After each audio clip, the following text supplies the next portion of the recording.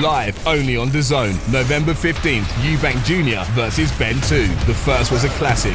Now it's the rematch. The greatest rivalry British boxing has ever seen. Eubank Jr versus Benn 2. November 15th. Click the link in the description to buy now. This is Kugan Cassis for IFLTV.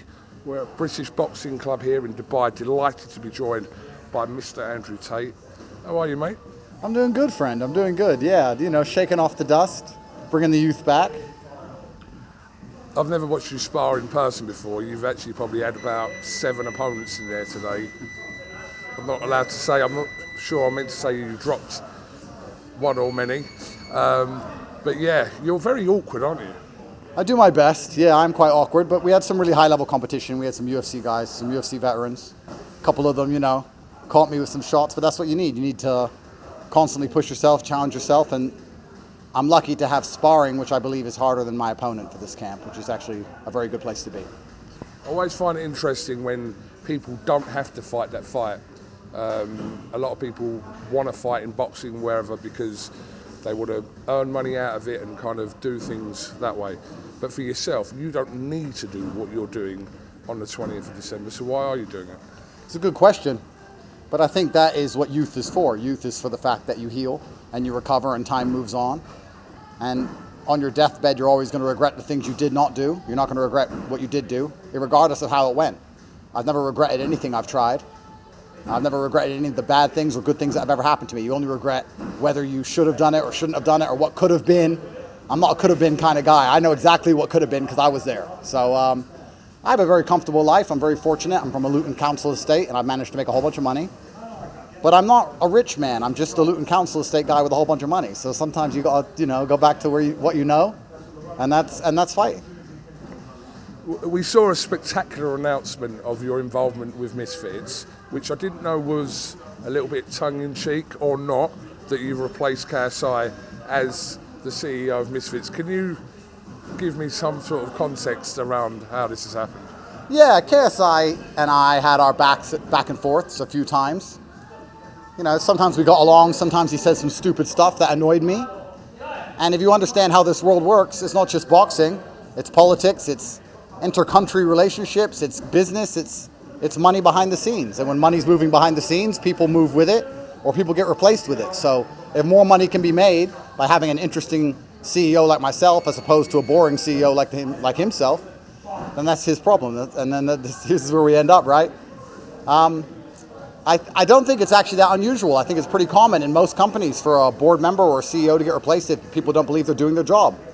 If Elon doesn't make the Teslas move, Elon doesn't own Tesla. So unfortunately for KSI, he's simply not interesting, famous, or handsome enough. So they found the most famous, interesting, and handsome man they could, Andrew Tate. When I first heard you linked with Misfits, my initial reaction to it is, there's no way Tate does Misfits. There's no way that Tate does this.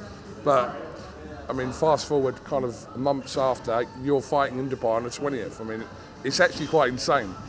Yeah, it was a relatively spur-of-the-moment decision for me. I mean, I've always been in shape. I've always loved fighting. Obviously, I've always trained.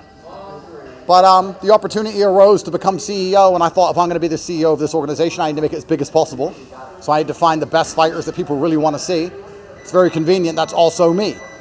So I'll put my money where my mouth is, and I'm going to get in there and I'm going to do it. I'm going to become the heavyweight champion. No disrespect to Chase Lamore, I know who Chase is, but when that opponent was put to you, did you know much about Chase Lamore? I knew he was the heavyweight champ. Yeah. I know he's big. I know he's active. I know he really believes in himself. I know he's younger than me. On paper, in many ways, he should beat me. He's active, he's younger, he's bigger, he's the champ. And I like that. That excites me. I would hate to get in there against somebody who would be a lot smaller than me or a lot older than me. That's not my intention. My intention is to get in there and for everyone to think that I don't really stand a chance because I've been out the game and thrown out of jail and X, Y, Z, and then shock the world. That's what I'm looking to do. What's the end goal of doing this on the 20th? What do you want to really, for yourself, accomplish out of it? What gives you satisfaction at the end of it where you went, right, I've done this part now? I feel like I've been a massive influence on the culture, especially for young men in the world today. It's very hard to find a young man anywhere in the world who doesn't know who I am. And in many ways, influencer boxing's actually been, I think, a positive thing for the world. I think it's removed a lot of the cat-fighting bullshit you see between influencers and full-grown men online. You don't see Twitter beefs as much anymore because now it's just like, well, let's fight. And I think that's the way that problems used to get solved, and I think it's the way we actually fix a lot of this knife crime, gun crime, a lot of this craziness. Let's just meet on a day and a time, let's have a fair fight, and let's work it out. A straightener, like it used to be.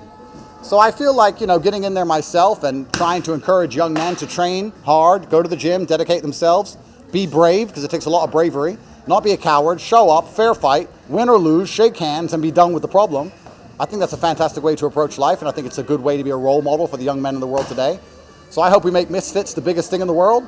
I hope we encourage as many young men as possible to get in the boxing gym. And hopefully, I think there'll be some very positive repercussions for all of society if we can manage to do that. Andrew, I'm really interested about your background from Luton. I used to own a bar, sorry, not a nightclub, in Luton. Which one? So it was on Cumberland Street. Okay. So it was called MVP. This is in 2009. Yeah. Had it for 2 years. I didn't really know the surroundings, and then I found out that Luton's a very violent place. It certainly is a violent place. It was anyway. No, it probably still is. It's probably worse than ever. I mean, back in 2009, the nightlife scene would have been crazy, though. It would have been every Friday night, every Saturday night. It was wild. There was a fight in every bar every single night, bro. It was one of those kind of places. But, you know, although it was like that, it wasn't like it was today where you see people getting stabbed to death in London and the machetes and all these kind of things. There was always a fight, but people seemed to survive it. People seem to work it out and move on. And obviously, a peaceful society is what we want. But if there is going to be any kind of problem, you like the idea of it ending without murder and bloodshed and death like it is in the world today. So, I mean, Luton is a fantastic place, I feel like, for me to have grown up in. I would hate to have had a privileged background. I don't think you can really be who you're meant to be as a man if your background's too nice and too clean. So I guess I was quite fortunate to make it out of there alive and take the lessons with me. I've heard you interested in talk about the KFC story. I mean, it's incredible. That's accurate, isn't it? That's what you used to do. Yeah, no, we grew up completely broke. We grew up with absolutely nothing. And that's a true story. We were at, I think we were at Turkish, airport in Turkey. Someone ordered a chicken bucket, only ate one piece from the chicken. I was like, you didn't even touch it. Let's just eat it. And at the time, we didn't give a shit. We're like, he took one piece of chicken from that chicken bucket, didn't even touch it. Let's eat it. And now we're billionaires, you could say, in some ways. So depending on how you measure wealth. So it's kind of crazy. But the funniest thing about being rich is that you just talk about all the times you were poor. And your best stories are when you were poor. And if you didn't ever have the poor times, you wouldn't appreciate being rich at all. Because being rich is actually, in and of itself, boring. There's not much to buy, bro. You buy a diamond watch, you buy a nice car, you buy a nice house. You buy some clothes. It's bullshit. The only thing that's good, the good thing about having money is so you can take care of other people you love. You take care of your kids, take care of your mom. You know, as men, we take care of others. We make other people happy. But for yourself, there's not really that much to satisfy you and please you. And the reason it's interesting to be rich is because you have the juxtaposition. You can compare it to back when you were poor. You could say, remember when we couldn't afford this? Now we can afford this. But if we could have always afforded this, it wouldn't be worth anything at all. So I'm very lucky to have been born with good parents and no money in a terrible place, which I survived. So I've had the perfect concoction to make myself who I wanted to be. I would really hate to have had it any other way. We've actually got a few mutual friends in common who I spoke to this week. Adam Hart, Shrek. So Adam said to me, I spoke to him earlier on, and he said to me that this fucker used to eat KFC and never put on any weight. That's what he said. I still not a bit, yeah. I guess I've always been lucky. I've always been in pretty good shape. Even before this fight camp, I've always been in pretty good shape. I'm not on any kind of steroids or peptides or any of that kind of stuff. I've always had those genetics, I guess. But I try my best to take care of myself. I don't drink. I don't do drugs. I never have. I don't gamble, don't do anything really that crazy. So I guess even finding time to train, all I really did was work anyway. So it's just a few less emails and a few more punches. I hope people can understand there is, we're in a gym and there's a little bit of pads going on in the background. Sorry. But yeah, I mean, like I said, I've listened to loads of your stuff and seen kind of where you've come from, just from what you've said to where you are today. But how much of what we see on these clips and the things that go viral every day on everyone's feeds, how much is accurate to that's who Andrew Tate is? I think some nuance is lost when clips go viral. There's no doubt about that. But we live in a world now with shortened attention spans. And everything's about clips and everything's about short form content and everyone has TikTok brain. So that's just kind of how it works. But I mean what I say and I say what I mean. And I think at the time I really went viral globally, it was needed, it was important. Masculinity's been under attack for a very long time. You're not allowed to even be a man Because if you're a man in any way, you're called misogynistic or toxic somehow. We're supposed to all just roll over and be neutered or some, form of female, basically. And I don't want to go down the conspiracy theory route about how they're trying to remove masculinity from society so they can enslave us all because it is masculinity that is the resistance. I would hate to be called a conspiracy theorist, but I was called a conspiracy theorist for a long time and they all turned out to be true. So I've tried for a very long time to just make people understand that one of the basic tenets of masculinity is saying what you mean and meaning what you say. And even if that offends some people, it doesn't mean it's not true, and it doesn't mean you don't think it, it doesn't mean you don't feel it. And as soon as they can come along and say to you that you shouldn't say things that offend other people, then you can't say anything at all, and that's how you end up a slave. So I mean everything I say. If something you've seen online offends you, tough, because I meant it. Would you call yourself misunderstood? I think I'm misunderstood by people who have no intention of genuinely understanding me. I think I'm misunderstood by people who want to misunderstand me. I think it's very purposeful. It's quite easy to believe that your enemies are idiots. I think that's quite a comforting thought. We live in a world now where people sit there and go, all the politicians are idiots. They're so stupid. Why would they, open up the borders and allow in unchecked people and pay for them to commit crime and open the prisons and accidentally release prisoners? And these people are stupid. That's quite a comforting thought, when truthfully they're not stupid. They are deliberately evil. It's malice, and they're doing it on purpose. I could explain myself for the next 10,000 years to the people who don't want to understand me, and they wouldn't understand me because it's not their intention. And the people who are in charge of the world, it is their primary objective, it's their primary intention to misunderstand me so they can slander me, because they don't want anyone to truly understand my ideas or listen to what I have to say. So the easiest way to do that is to label me as something I'm not, like evil or dangerous, before you ever hear my ideas. If I tell everyone that you're evil and you're dangerous, when I hear your idea afterwards, I'm going to believe it's an evil or dangerous idea, as opposed to sitting there and thinking, wait, that makes a lot of sense. So I don't think I'm largely misunderstood by anybody. In fact, everyone I interact with on the street seems to like me very much. It's just there's a few evil people who are deliberately destroying Western nations, and they're trying their very best to misunderstand me on purpose to make me a toxic figure that no one wants to hear and listen to, because they understand that my ideology is directly counter to their ideology. Because my ideology in and of itself is basically bravery and masculinity, and that's the two things they're most afraid of. They're afraid of men saying, no, we're not going to allow this anymore. This is ours, or this is enough. This is the line. This is the limit. Tough. Whatever that line and limit is, it doesn't matter. But masculinity is the word no. What does dad say to the kids? He says no. So masculinity in and of itself is the word no. So I don't think I'm actually misunderstood at all. I think it's a deliberate smear campaign by people who, no matter how much I were to explain myself to them, would always misunderstand me because they know I'm right, and they're deliberately misunderstanding me. What I found with yourself, I have conversations about you with not just people I know, but people I don't know. And when I ask them to kind of explain what they're saying, I find they're unable to, which is a problem, because what they're listening to is clipped out clips or word of mouth, etc. But when I've actually asked people to explain, women, men, whoever, why don't you like him, etc., they struggle to actually give me a definitive answer.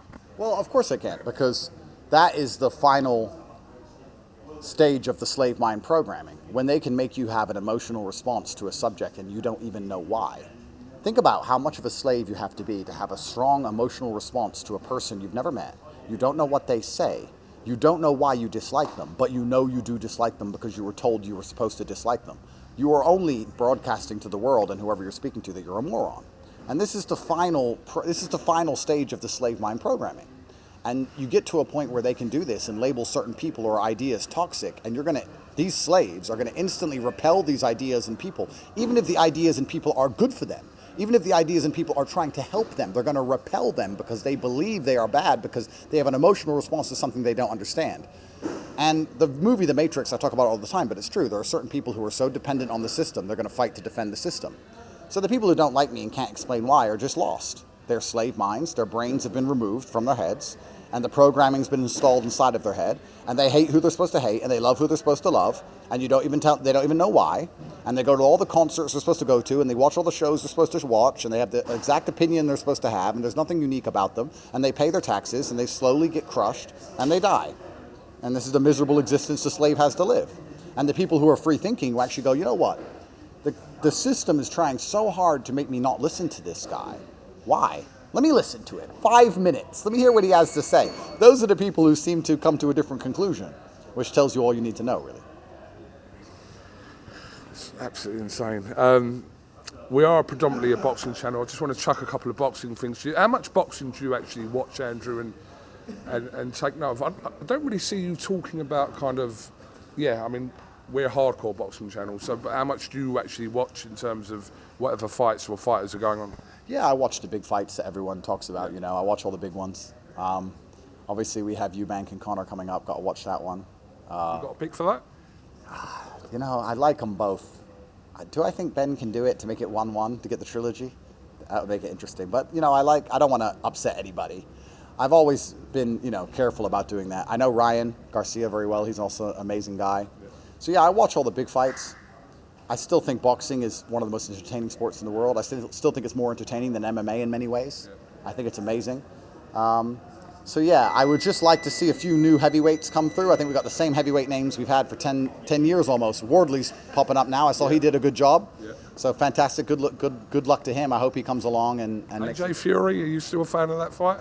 Yeah, it would be good to see, of course, just for old time's sake. But this is what I mean. All of these heavyweight fights now are old time's sake almost.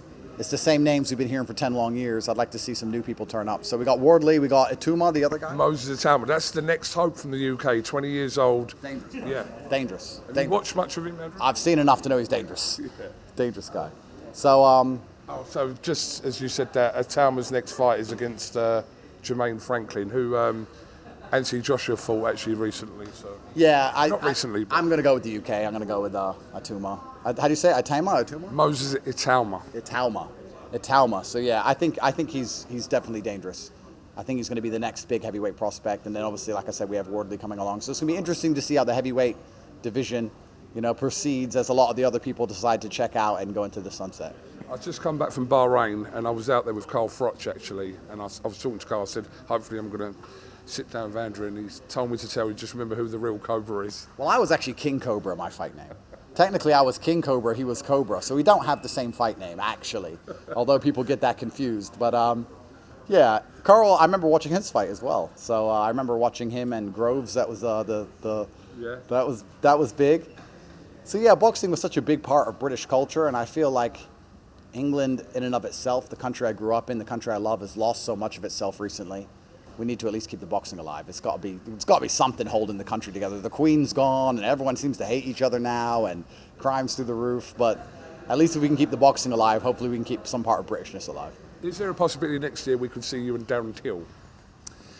I'm going to get this fight out of the way first. Darren's someone who I like. I've always thought he was funny. I've always been a fan of his. I think he's a cool guy. I've watched his UFC career. I think he's very talented. I've always really liked Darren, and then obviously they talked about me fighting on Misfits, and then he popped up and wanted to fight, and I totally understand why, because I'm the most money. I get it. He started tweeting some really weird shit. I mean, I don't know, his attempt to get the fight was pretty gay, but he knows that too. It's fine. But he's a nice guy, and if he wins his next fights and I win my next fights, it could certainly happen in the future. It's the biggest fight you could have in this world, Jake Paul. I think it would be. Yeah. I think that would be quite a lot. You guys faced off a couple of years ago. Was that just for promo? Yeah, we faced off and then I got thrown in jail. So we had a slight delay. But that would be the biggest fight. Jake's a little bit shorter than me, but we're around the same height. That would certainly be a good one. Everyone talks about Jake like he's a YouTuber. He's not a YouTuber, he's a boxer. He trains full time. He has his own gym in his own house. He has plenty of money, best nutritionist. Jake's a boxer. He's a serious competitor, a serious contender. And that would make me a lot more money than Darren. So maybe that's why Darren's so desperate to try and get the fight with me first. I don't know. But I think you're going to get this, aren't you? After the 20th, you're going to get everyone basically involved in that world wanting to fight, as you described, as the money fight. Yeah. After I knock out Chase, everybody in the world's going to be trying to get hold of me. There's no doubt about it. I just want to, before we finish, talk about you and your brother Tristan. Again, seen so many clips of you two, and even when you were in prison and you said that you've got each other, like you weren't bothered about that situation being there because you had each other, and it's quite warming. Yeah, our brotherhood is world renowned for being strong, and obviously I'm very grateful and I'm very glad for that. I kind of find it strange that more brothers aren't as close as we are, because I think that's what God gives you a brother for. That's the whole point of it, right? I think modern society gets in the way. People get married and their wives start moaning and they get their own kids and they move out and things kind of separate brothers. But I think that you're strongest when you have your brothers by your side, whether they're biological or elsewise or otherwise. I think men have evolved to be in gangs or groups or tribes or teams. And I think that's when you're most competitive. Even if you look at a fighter, he gets in the ring alone, but he trains in a camp with other fighters. This is how we are. So I have a full-time fight camp with my brother. We live together, we work together, we train together. We're best friends, and we always will be. I've got to shout out Warren Spencer as well. He's the one that arranged this somewhere. He's been sparring, He's a good guy. Warren, I don't know where he is, but yeah. No, great guy. Great guy. Warren's an amazing guy, and he's training hard as well, so he's going to do fantastic on the night. So you're full in camp now. 20th of December is quickly approaching. So, yeah, rock on Dubai 20th of December. Yeah, I'm kind of want to fight now. I'm tired of waiting now. I just want to go fight. You know, what's the point in me training 5 more weeks and him training 5 more weeks? So we can both just stop training now and fight. So if it was up to me, it would be tomorrow. But I guess we have to wait. I do have another question to ask you. I saw a clip of you saying that, I don't know, I'm not going to misquote you, but you said that, you were talking about fat people anyway, and you said that you can't have fat people around you because of the discipline. Was that tongue-in-cheek, or because it actually made me half want to go to the fucking gym, to be honest with you. That's the goal. There you go. See, I'm a motivational speaker, sir. I'm not fat phobic or mean. I'm a motivational speaker. I think I say things, in an exaggerated way for comedic effect, but I think there is a lesson there that if you can't control what you eat, then you probably have, you're hard to trust with other things. I think that's pretty fair, no? Yeah, I get the point to it. Discipline is discipline. Motivation is motivation. So, of course, I'm absolutely exaggerating like I do with most things. But what I'm trying to do is explain to the young men of the world today that, the image you give across in first impressions is something you can control. You can decide how people view you the first time they see you. And that is a conscious decision that you have to make, and you have to decide if it's worth the work or not. So I'm a positive guy, bro. I'm a motivational speaker. That's all it is. I'm not trying to hate on anybody. I'm trying to make people sit and go, you know what? He's right. Let me do something about it. What have you regretted saying in your life then? Actually, I don't know if that's a great question or not. Let me just think, because I need to make sure that my answer is absolutely fucking nothing. Ever. Zero. I don't regret anything I said. I told the judge in Romania they were corrupt when they were throwing me in jail. They told me that was going to get me 10 years. I still said it. I say what I mean, and I mean what I say, because I think if you operate with a pure heart, you can accept any of the outcomes. If you do your best and you say what you mean what you say, you can stick with any of the outcomes. If something bad happens to you, but you tried your best and you were honest with yourself and honest with everyone else, then you get to go through life without regrets. I don't have regrets. So I say what I think what I say, and that it is what it is. Last thing, one of the clips that I've seen of you that's from a couple of years ago, and this got me thinking about stuff as well, where you said that people are too invested in low-level shit. Yeah. It's like, I've got a flat tyre, fucking my day's ruined. Who gives a fuck? Yeah. And loads of different situations that really don't really matter, but people kind of get absorbed in that and let that control their whole day. Yeah, absolutely. And if it's not low-level problems, it's some form of entertainment or some form of division. You can tell a lot about a man by the size of problems he adopts. That's the easiest way to judge a man. If you have to meet a man for the first time and you want to see what kind of person he is, ask what he's working on or ask what he's fighting for. And that'll tell you everything about him. And a lot of people are constantly bickering with their neighbor over the fucking shrub. And they wonder why they don't get ahead in life. Like, who gives a shit? And you could argue that the world has done this on purpose. Like I said, I don't want to be a conspiracy theorist, but there's a lot of individualism and individualistic things which are pushed on the populace today because it's collectivism that they fear the most. So they try very hard to make us all operate as individuals, because the second we unite, we actually have more power than they do. So it's very important you're very conscious and cognitive and aware of what's bothering you, what's in your brain, what are you thinking about, are you going to care about this in 5 years from now, is it worth being upset about, is there an easier solution? There's a lot of people who are run by their brains instead of running their brains. And I think that if you actually sit down and analyze your mind and decide what thoughts you're going to have and decide which way they're going to all operate, life's a lot easier, as opposed to just being a victim of whatever your mind wants to come up with. Andrew Tate, much appreciate your time. I know you was on your way out and I collared you out there for this, so you've given me more time than I expected. So, brother, much appreciate. Can you just tell people why they should watch this interview with IFLTV? Yeah, you should watch this interview with IFLTV because he's a really nice guy. Really nice guy, nice watch. Boxing is the backbone of British culture. I think we need to keep it alive. I've seen you guys. I see your clips everywhere. I think you're doing a fantastic job. It's very important to motivate the youth and stay in shape. And like I said, fair fights inside of the ring is much better than anything happening on the street in the world today. And of course, I'm going to knock Chase Tamore out. So we all have to watch this interview and enjoy this so you can be motivated to buy your tickets and see the stream. Andrew Tate, thank you very much, and we'll see you in Dubai next month, my friend. All right? Thank you. In this sport, you don't wait for judges to decide your fate. Tenex token puts you in control. Stake instantly, speculate discreetly, and keep your moves private. Register now for your share of the $250,000 prize pool. Multiple winners, bigger chances. TenexToken.io. Terms and conditions apply.